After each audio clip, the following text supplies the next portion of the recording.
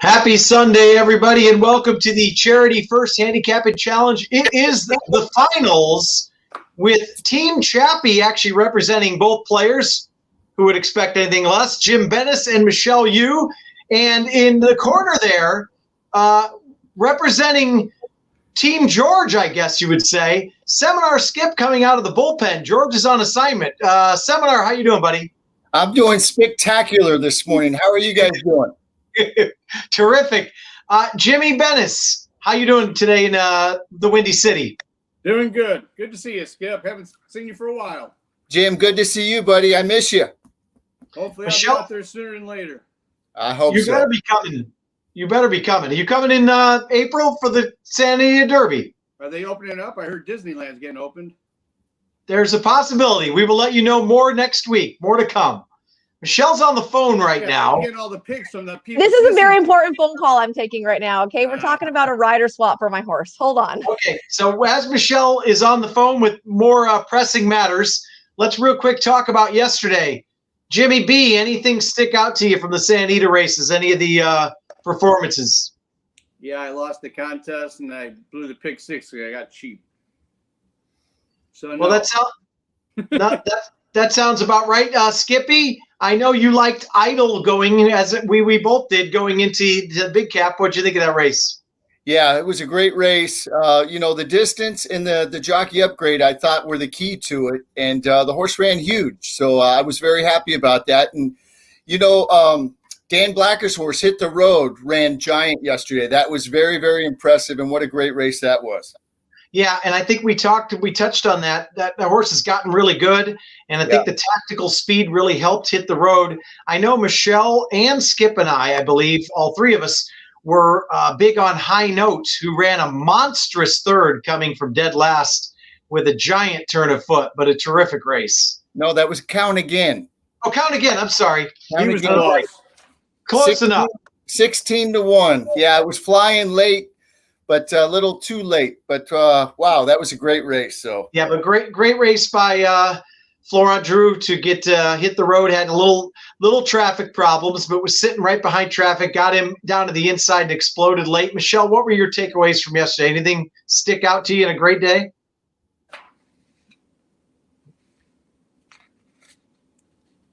We can't hear you. It's even better when you can't hear me, let's be honest. I maintain that you can't ship into Santa Anita and win a big race, right? Like we saw Maxfield yesterday falter. King Guillermo's tried twice now. We see a lot of horses coming in from out of town. Look, even when Nashville came over for the Malibu, right? Like you just don't come to someone else's house and bring an A game. So kudos to the home team. What were you guys' thoughts on Life is Good? I mean, kind of got it his own way, ran a monstrous race, kind of was out in the middle of the let's be honest, Chappie. Did he really run a monstrous race? I mean, he was all by himself, right? So he breaks out of there and with his head up in the air and he's down the backside and there's no one around him. And Medina Spirit's running interference. So there's no other speed with him, right? He just cruises at this. I know Baffert said, and I agree with him, it's hard to go like as fast as he goes because most horses can't sustain. So if the great one went with him, could he have hooked him and stayed? Probably not. He probably would have faded at the back regardless. But just the fact that he was out there doing it by himself, to me, that's just not as impressive as a horse that's like, that's just me. Unpopular opinion, I'm sure. I don't think so because I mean, can that horse possibly get the distance? And at this point, he seems to just go as fast as he can early. Jim, what are your thoughts on that? I don't want to be a smartass. I'm just curious though. Did Justify ever get pressure when he won early on? I was also not a Justify fan. I also wasn't an American Pharaoh fan. I was like Team Dortmund all the way. So I'm just like a hater, I guess. Like the only horse of Bob Baffert's that I loved was Authentic. And that's because everyone else loved Nadal and Charlatan. And I was like, you guys don't understand. Authentic is the real deal. He's just green. And, maybe all of a sudden Life is Good is showing some of that greenness that's going to accelerate into something good. But I think that there's a difference, right? Sometimes the horses go fast enough and there's no speed in there, whatever. In this particular instance, I feel like there should have been other speed and there wasn't. I don't know about Skippy, about you, but I was very, very high on Justify and American Pharaoh. Thought they were both monsters. I would not bet Life is Good to win the Derby. I am not on that train.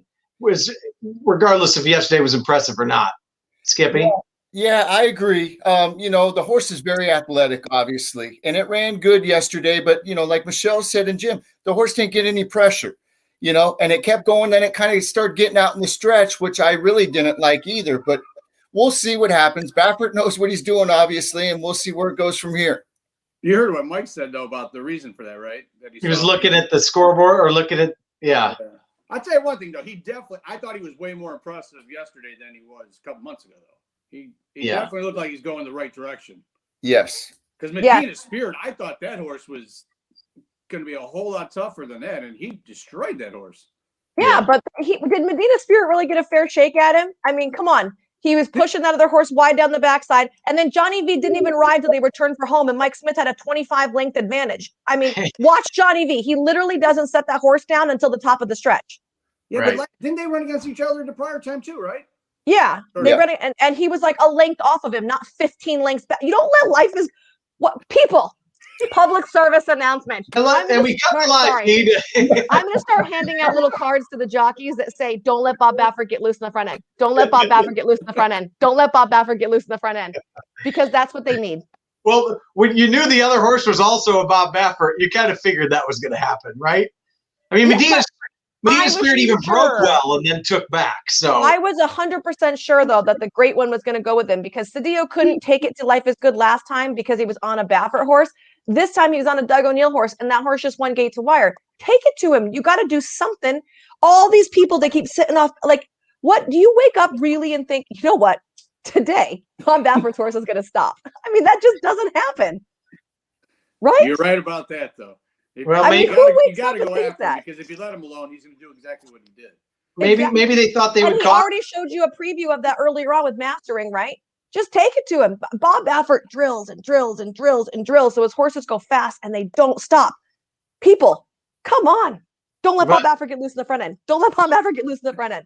But maybe Doug didn't want to lose the war by going with Baffert early. Maybe he was thinking we run second or third, get some points, and move on to the next race. I mean, you're damned if you do, damned if you don't sometimes. I guess. I don't think his plan worked, though. No. Well, all right. Anyways, let's move on. It is the finals. Trying to raise some money for Karma. It's easy here. We got $300 bankroll. You guys know the drill, 100 to win, $100 exacta, and $100 double.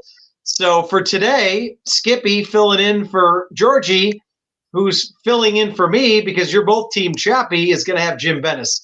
So Michelle, you're Team Chappie. Let's start with you. $100 win bet. Where are we going and why? We're going to go to race number 5. My win bet yesterday was what secured the victory. So I'm going to go like literally carbon copy. I got a Phil D'Amato stretching out on the grass. This horse, Majestic Steps, actually just got beat by Going Global, who did come back to win the China Doll yesterday. Didn't have as clean of a trip. I think can absolutely improve. So for me, I'm going to go Majestic Steps there on the stretch out. All right, so Majestic Step, 8-5 morning line, should get pounded from there. Like you said, lost to the Going Global one yesterday. And brutal trip the last time out for Majestic Steps. Skippy, you and Jimmy. Jimmy, don't let me down, buddy. Don't let me down. Where are we going to go with our $100 win bet? That's right. I forgot to send it bets in, didn't I? All right, thanks, Jim. We're going to go to the last race. The last race. Oh, that means I have to be nervous all day. That was the plan. And hopefully I'll be a little bit higher odds than your horse after he wins and nip you with the price. I'm taking a favorite in last race, the 7. I just think he's by far the best. You got Rispoli on him today. I just think he's supposed to win. And I figure he'll be 6-5 and Michelle's horse will be 4-5 now. So I beat her by a couple dollars. All right, so Jimmy, you're going a little chalky in the last as well. Last time who'd you play the last time? You were giving him a lot of grief for going chalk the entire time, Gabe. Yeah, well, I did that 2 times. I've given people grief. Problem is, I didn't know where to go today. I can't find any prices, so I'm sort of chalking out the whole day long. All right, Michelle, exacta time. Where are we going with our exacta and why? You look like you're still doing the work right now. I'm trying to put together my tickets for tonight. Let me see. My exacta, where did I go? Race 2, apparently. If my email is to be trusted. She's not even making the picks. This is just wrong. All right. Race 2. No, it's because I did it last night and I didn't write it down on my thing. So race 2, I'm going to do an exacta box with the 2 and the 3. Pawnee and Warren's Memorable. Why would I pick that when I use the 6 as my top picks? This is sometimes. Yeah, they're her picks. I believe it now. Would you like? Hold on, Michelle, would you like to change that and say hello to your daughter there? Oh, say hi, sis. Little screen time. Hi. Hello. I mean, I definitely want to use the 3. What was I thinking using? Let me see what I was thinking last night. 6 is your top pick. I'm assuming you don't want to go the 3. The 3 is actually my top pick. Warren's Memorable, because she did not have a clean trip when she got beat by Mama Superior last time. So I thought I was gonna box the 2 of them because obviously Mama Superior's already cleared this condition. But then I was kind of thinking that maybe it would be Pawnee in here because she got a good buyer last time. But doubling up, I don't know. Crap. See, I change my mind a lot. Okay. How about? Oh, I know what I'll do. How about Warren's Memorable on top of the 2 and the 6? Okay, so 3 with 2 6. Mom, this is too loose. Okay, so hair problems. We're changing on the fly. We have hair problems. We're on the phone with jockeys. This is like a do-it-all for Michelle, which I'm sure she's I'm like. not going to be on the. Jockeys are never going to talk to me again if they watch this, for sure. They're going to be like, "What?" Like, let's be fair. I don't obviously get out there and ride, so whatever choice they make, I'm sure is the right choice. All right, Skippy, up to you, buddy. All right, Jim, buddy. Where are we going to go for a $100 exacta? We're going to the 8th race. I'm going to hope that none of the first starters show up. I'm going to box the 5-7. I figure the 5 and 7 are the best that have raced, and I'm not a big first starter kind of guy, so I'm hoping they don't show up. I like it. I like it. All right, so 5-7 exacta box. Jim's going back to the well. So far, all his eggs in one basket in race 8. Michelle, it's time. No, his other race was race 9. Yeah, it was race 9. Oh, Come it on, was? Chappie. Oh, sorry. My bad. I even wrote it on race 8. It's been a long week. Night or something? No. My bad. All right, Michelle, where you going with your double and why? Okay, I'm going to go to race 6, the maiden 20. And I'm going to use Wicks and Chappies. This would normally not be a horse that I would use because she has been stuck on second, and I feel like she doesn't have a lot of excuses. Today, I'm hoping that 2 things are going to change. First of all, I want to see Jess, who's on her for the first time, put her on the lead. Go to the front, go, right? That's what Jess does. Go and let her go. Secondly, she gets a weight break, which I'm hoping is going to make the difference today because she is going to be in 7 pounds lighter than the majority of these. The horses I was thinking about, beating her with Traffic Stoppers coming off a layoff, and even though it's Flavian and the class drop, I just wasn't in love with watching her work. I thought she got really tired in her work, so I'm thinking maybe she'll need one. And the other one that's concerning is Big Passion with Emily Ellingwood, the other apprentice. I'm just hoping that Wicks and Chappies might have some residual fitness. So that's going to be the kickoff to my double. And then in race number 7, I'm going to use 2 horses in there. I'm going to use the 4 Border Town for Richard Mandela off the class drop. He was 3rd to hit the road. Obviously, that form line holds up really well. And I'm going to use the 9 Restrained Vengeance for Val Brinkerhoff. Last time out wasn't great. He's coming off the bench, but he's successfully run well off the bench before. Successfully run well. That's didn't make sense, but whatever. He's run successfully off the bench before, and he seems to be training really well. The Handicappers report says he looks good, and they're not huge fans of Val Brinkerhoff. So for them to say this horse looks good in the morning, he must actually look sparkling. All right, so the key there to the double is Wicks and Chappies spelled wrong, I might add. 0 for 5 have been knocking on the door plenty of seconds at the maiden 20 level. Skippy? Jimmy, buddy, where are we going to go for our $100 double? Well, now Chappie can make the comment that I stay in the same basket because I'm going to the 8th race and putting a $50 double part wheel, the 5-7 to the 7. Okay. 5-7 to the 7. I think I Got have it. to cash all the tickets to get the bonus money for Karma. That's right. And a little cash in your guys' pocket, whoever wins today. So a It little just extra. kills me that it's the last races. Like, I like it when they happen earlier because then I don't have to wait all day and know how bad I got beat. All right, Skippy, we still got it. By the way, Skippy, before we do the tiebreaker, you do a lot of homework. Do you have a play for today? Do you have a skip seminar, skip release? You know what? I had a few too many beers at the great race place yesterday. So I didn't do a lot of homework. You didn't even bring me. No one brought me a beer. No one brought me a cocktail afterwards. Well, you could have come to my box. I had a bucket full of them. I wasn't invited. It was great. It was so nice to be out there and such a great day of racing. You know, I mean, I just can't wait till we get fans back out there and hear the crowd and stuff. And it's the most beautiful track in the world. You see the San Gabriel mountains in the background. I mean, the great race place, man. I can't wait for us all to be out there again. Yeah, I think hopefully, fingers crossed, starting in April, there's some plans in place, and we should be knowing more in the middle of this week. So hopefully something will be announced next week. But hopefully for April, we should be good to go for the Santa Anita Derby. Baffert did say this morning he was planning on keeping Life is Good out here. He wasn't sure on Medina's Spirit. Let's hope. So you don't have anything, Skip? You haven't even looked yet. But I don't want to just pick a horse. If I'm going to give one out, I do like Michelle's horse in the 5th race. That was one that caught my eye just coming out of that, going global race. That was very impressive in the first race yesterday, stretching out. So I guess I'll go with Michelle Yu, even she's on Team Chappie. And I'll just give out Majestic Stops in the 5th race. So I'm going to ride her coattails. Okay. How about you, Chappie?